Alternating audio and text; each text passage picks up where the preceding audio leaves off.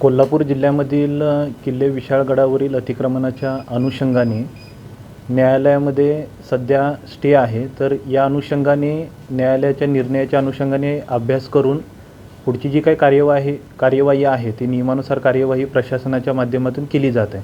आणि कालच या विषयाच्या अनुषंगाने माननीय वन व सांस्कृतिक मंत्री महोदयांनी सुद्धा यामध्ये बैठक घेतली आणि त्या बैठकीमध्ये सुद्धा आमची विस्तृत चर्चा झालेली आहे।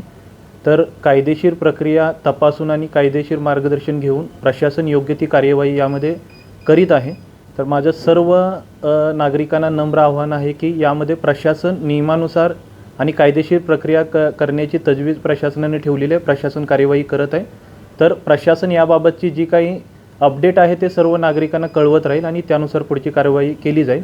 आणि या अनुषंगाने सन्माननीय संभाजीराजे महोदयांना सुद्धा आम्ही आवाहन केलेलं आहे, विनंती केलेली आहे की त्यांनी सुद्धा बैठकीसाठी यावं आणि जी वस्तुस्थिती आहे ती आम्ही त्यांना समजावून सांगू आणि त्या अनुषंगाने कुठेही कायदा सुव्यवस्थेचा प्रश्न निर्माण होणार नाही यासाठी प्रशासन जी काही कार्यवाही करायची ती करत आहे। तर यामध्ये सर्वांनी सहकार्य करावं। आम्ही त्यांना विनंती केलेली आहे की आज किंवा उद्या बैठकीसाठी त्यांनी यावं, तशी विनंती आम्ही केलेली आहे।